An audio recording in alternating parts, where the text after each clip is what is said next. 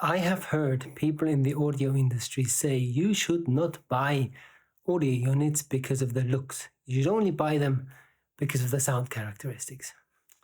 Well, I disagree. I wouldn't buy a piece of furniture that I thought it looks ugly.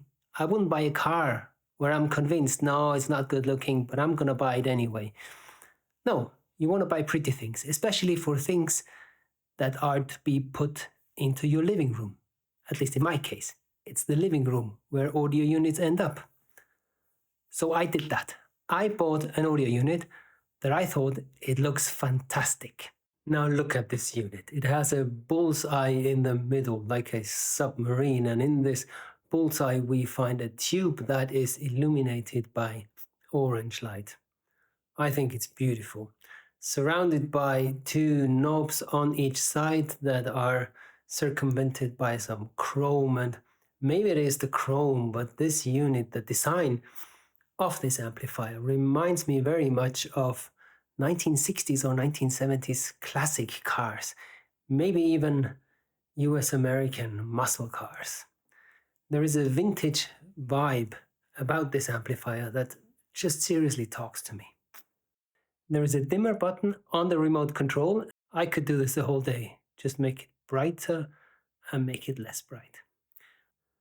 In my videos, I always try to describe the sound characteristics of the units that I review in the beginning of the video with one sentence. Well, the Vincent SV-237, I would describe it as I am very much chilled out and relaxed, and sometimes I'm getting goosebumps.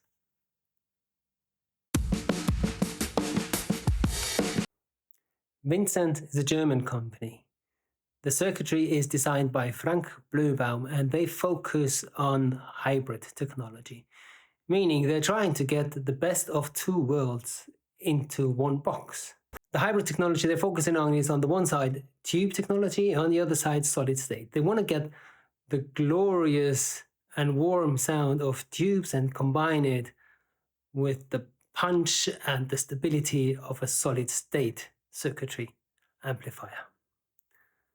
Basically, what they're doing in one box is what many of us try to do with separate units. Many of us, many audiophiles, have a tube preamplifier and then run this into a solid state power amplifier.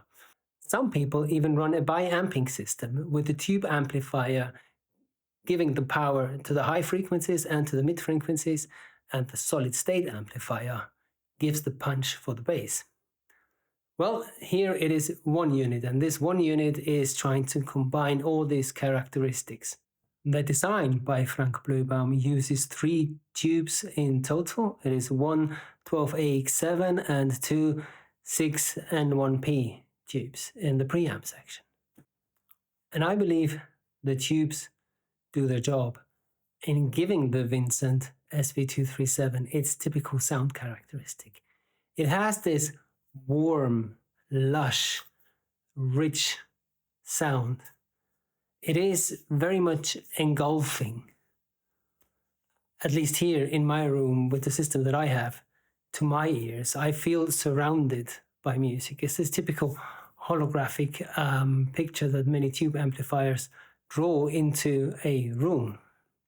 The Vincent combines this holographic, rich, and colorful image of music that it draws into the room with the power of the solid state that it has.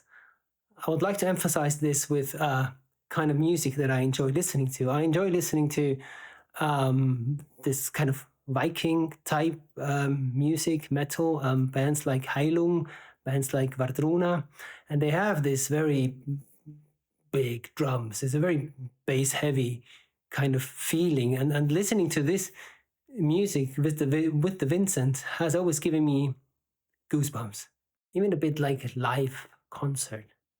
Like, say, it transports this emotion, and you get this wham of a concert. At least I did.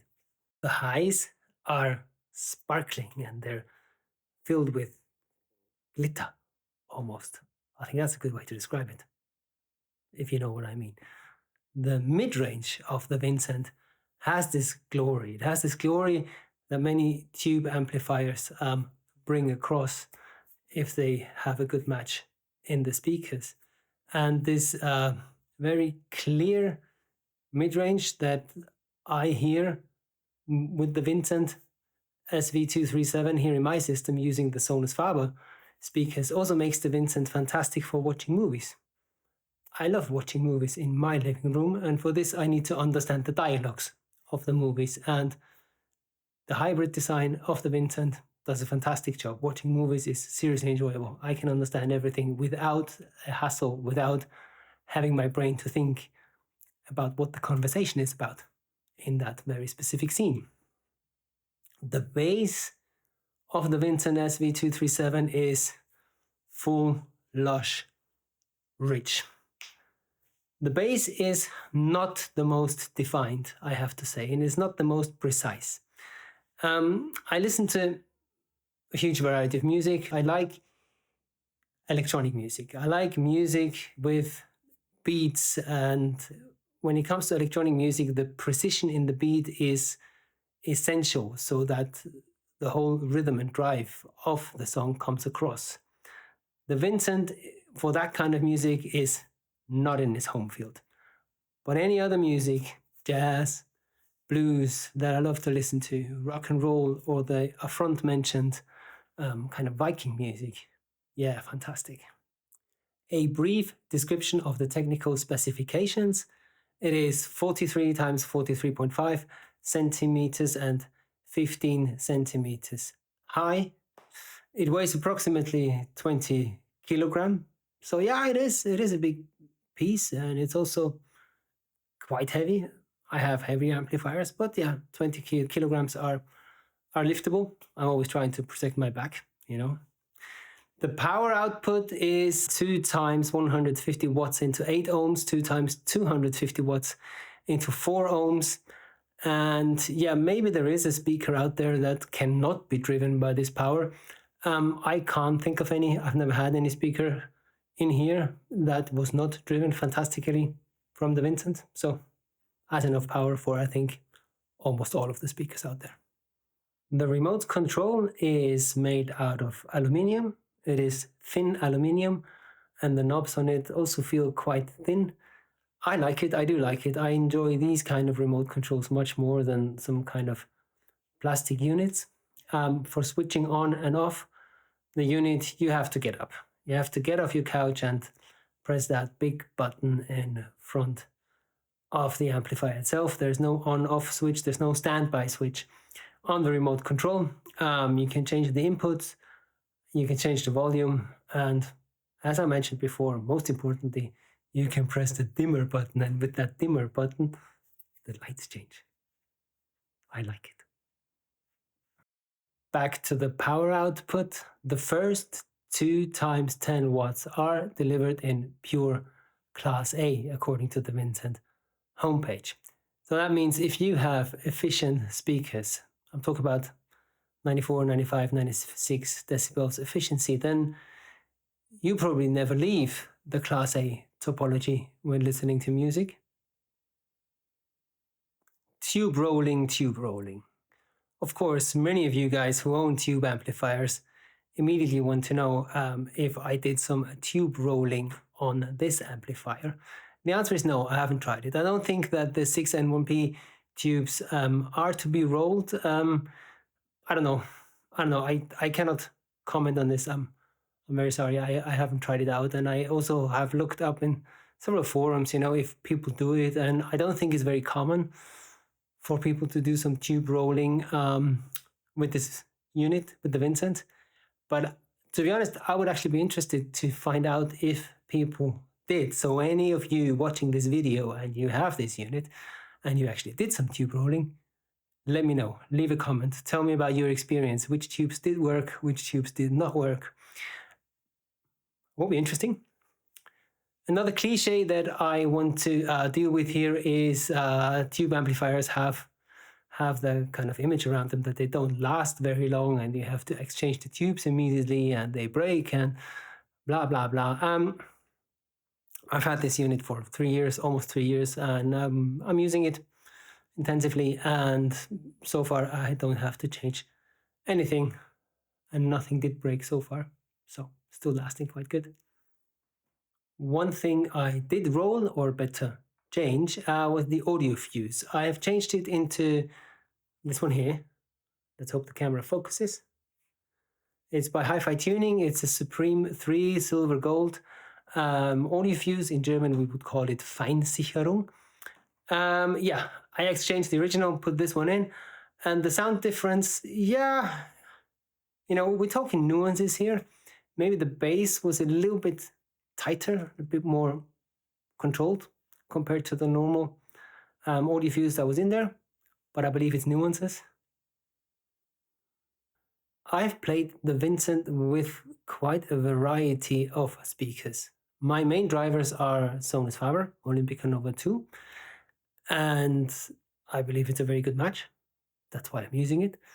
But I've also tried the Vincent with speakers from Focal, Tannoy, Triangle, and Aretai. And I usually have a few amplifiers standing in my rack, and I like to plug and play and try things out.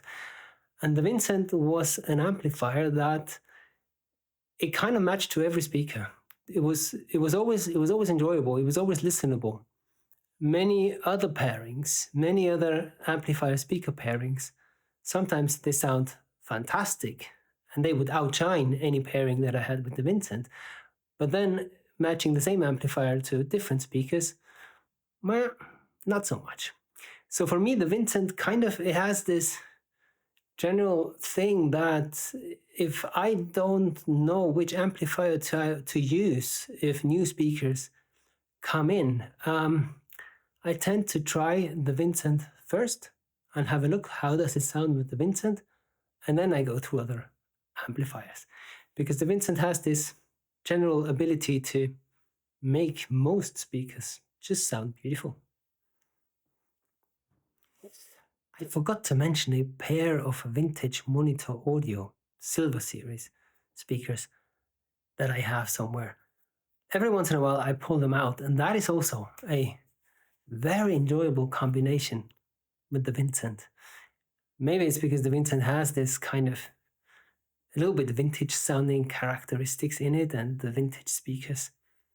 Yeah, I like it. My ears like it. It's a good match. Amplifier comparison. Well, I would like to compare it to the recently reviewed Atoll IN300 that I also still have here. Very difficult to compare these two because the characteristics are very, very different. The Vincent, it has this holographic fullness and richness and colorful nature in the sound. The Atoll IN300, although I would not call it neutral at all, but if I compare it to the Vincent, it is neutral. The Atoll's definition in the bass is tighter and more defined in the Vincent. In the Vincent, it's more of a bloomy overflow sometimes. The mid-range, of course, in the Vincent has this glorious sparkle that just comes full with presence, compared to the Atoll that also has a very nice defined mid-range. But the Atoll has a little bit more definition. The Vincent has a little bit more glory.